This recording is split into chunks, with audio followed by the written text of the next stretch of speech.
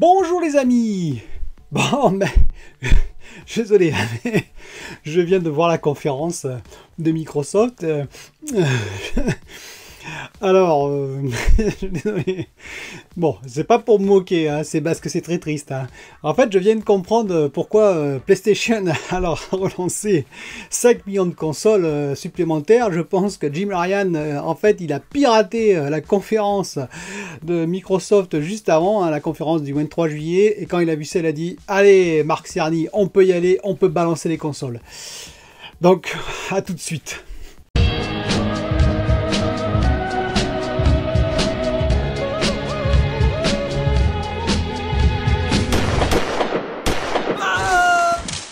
Alors oui, je ris un peu, désolé, hein, parce que en fait, j'essaye toujours d'être impartial, vous êtes d'accord, j'essaye, hein, je me suis même fait traiter de pro Xbox dans ma dernière vidéo, c'est pour dire, avant je m'étais fait traiter de pro PlayStation, mais là, il faut être très honnête, même si on aime beaucoup Xbox, je sais que vous êtes plein sur ma chaîne à aimer Xbox, c'est un double échec par rapport à l'Inside, on attendait énormément le 23 juillet, moi j'attendais même qu'il présente, qu'il fasse un, on va dire un hype comme a fait Sony avec sa console à la fin dévoilée, je m'y attendais, mais quand même, et surtout sa console dématérialisée, hein. La surprise est la meilleure arme, comme dirait mon héros préféré dans Ghost of Tsushima. Eh ben non, pas de surprise, c'est le cas de le dire, mais aucune surprise. Même dans les jeux, il n'y a quasiment aucune surprise. Il y a eu quelques studios tiers qui ont présenté des jeux, on va dire, intéressants. Hein. Moi, je suis très RPG, donc j'ai vu quelques pépites. Ce que je ne remets pas en cause, c'est la diversité des jeux. Il y a des choses très très intéressantes dans cette conférence, hein, des choses qui m'ont hypé, vraiment, hein, au point de vue jeu. Ce que je remets en cause, c'est aucune démonstration technique, aucun gameplay. Voilà, de grosso modo, on n'a rien vu. On a vu effectivement des présentations, quelques gameplays, hein, il faut être honnête. Bon, alors, je vais pas citer tous les jeux. Il y a eu par exemple Halo Infinite. Moi, j'ai pas du tout été hypé, je vous le dis honnêtement. Alors, c'est peut-être intéressant à jouer, mais je veux dire, au point de vue technique, je m'attendais à ce que ce soit une claque totale. Vous voyez ce que je veux dire? Qu'on en prenne plein la vue. Si vous avez trouvé qu'on en a pris plein la vue avec ça, moi je vais vous dire, hein, PS4 Pro, Doom, le dernier que je joue là, Doom actuellement, écoutez, il est plus beau que ça, quoi. Je suis désolé de le dire, les décors sont magnifiques dans Doom, et on est sur PS4 Pro, quoi. On n'est même pas sur Xbox One X, hein.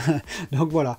Forza Motorsport, par contre, oui, effectivement, le nouveau, là, lui, il a vraiment, il est très intéressant. En plus, c'était engine, c'est-à-dire c'était grosso modo la Xbox Series X qui faisait tourner le jeu, hein, c'est-à-dire c'était pas une cinématique. Donc ça, oui, on a vu du ray tracing, du très très beau ray tracing. On a vu de la dynamique, on sent qu'il y a de la dynamique derrière. Voilà, c'est un très beau jeu. Apparemment, je pense qu'il serait peut-être même en 60 FPS 4K natif avec du ray tracing. Donc ça prouve que la Xbox est capable de faire ça. En tout cas, ça, c'était l'un des rares éléments techniques qu'on a vu directement à l'écran qui était intéressant pour moi. Hein. Il y a eu aussi Ori où il y a la promesse de faire du 120 FPS en 4K natif. Ok, bon, donc on verra effectivement si c'est vrai. Je pense qu'il n'y aura pas de ray tracing, je peux déjà l'affirmer. Mais en tout cas, effectivement, les images qu'on a vues étaient très belles. Donc s'il fait du 120 FPS natif en 4K, oui, c'est quand même, ça prouve que la bête en a dans le ventre. Mais quand même, ça manque vraiment de gameplay, tout ça. Et puis, il y a beaucoup de jeux où, je dirais, la Xbox One X est capable de le faire, quoi, grosso modo. Hein. Aujourd'hui, on n'a pas vu mieux, quoi. Donc, ça veut dire que l'évolution, le gros step qu'on attendait, n'est pas encore là. Alors, je vais quand même pondérer les propos, parce qu'il y a beaucoup de gens qui vont tomber sur Microsoft, hein, comme il y a beaucoup de gens, d'ailleurs, qui pouvaient tomber sur PlayStation, sur Sony. On n'est qu'au début de la next-gen. Et ben oui, évidemment, les nouveaux jeux n'arriveront, les vrais nouveaux jeux, les claques visuelles n'arriveront que dans 2 ou 3 ans. Voilà ce que me confirme cette conférence, finalement. C'est que, oui, il y a pas mal de jeux, je ne vais pas en parler, parce qu'il y en a plein d'autres qui vont en parler, hein, qui sont intéressants, mais ce ne seront pas des claques visuelles. Pour la plupart, il y en a quelques-uns quand même qui sont intéressants, hein, qui me paraissent vraiment, vraiment très, très bien. Parmi les jeux qui m'ont quand même hypé, il y a Avowed de Obsidian, hein, c'est le RPG où on a vu peut-être un très très court gameplay. Il y a Stalker 2 qui a l'air pas trop mal, mais bon, comme toujours, on n'a pas vu grand chose. Hein. Il y a aussi Hellblade 2, il y a aussi le jeu, je ne me rappelle plus le titre, mais qui représentait Warhammer 40 000 qui m'intéresse fortement. Voilà, il y a plusieurs jeux qui m'intéressent. Hein. C'est le plus beau, je dirais, enfin le plus étrange, et celui qui, on sent quand même de la puissance derrière, c'est The Medium, voilà, qui était très très impressionnant à la fin. On a vu du gameplay, je pense aussi. Mais voilà, dans l'ensemble, c'est assez décevant, donc je m'attendais à autre chose, honnêtement, je m'attendais à plus de gameplay, plus de jeux qui, on va dire, qui techniquement nous en auraient jeté plein la vue. Ça n'a pas été le cas.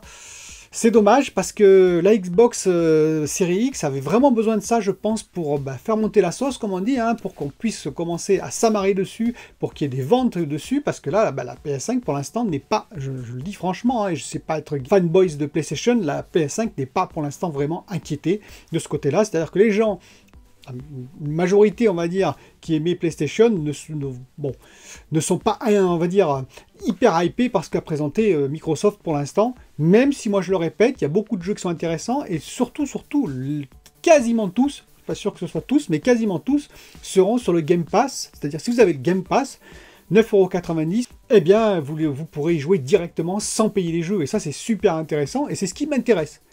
Donc moi, oui, il est fort probable, je vous l'ai toujours dit, hein, que j'aurai les deux consoles, et la Xbox Series X, je l'aurai pour le Game Pass, parce que tous ces jeux que j'ai vus, il y en a quand même, allez, on va dire 7-8 qui m'intéressent au moins d'essayer, voire même de jouer.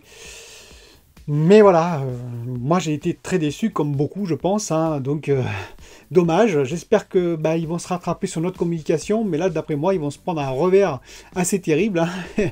On a même eu le droit à du Tetris, alors peut-être du 120 FPS, mais quand même du Tetris dans une conf comme ça. Alors super Tetris, hein, n'exagérons quand même pas, mais enfin quand même, voilà, il faut pas exagérer. Il y a eu beaucoup de jeux, c'était on va dire des rediffusions d'anciennes cinématiques, voire d'anciens jeux. On n'a même pas eu le droit d'ailleurs à Flight Simulator 2020, quand même, c'est assez surprenant, quoi, parce que ça, c'est un jeu, effectivement, qui techniquement est magnifique.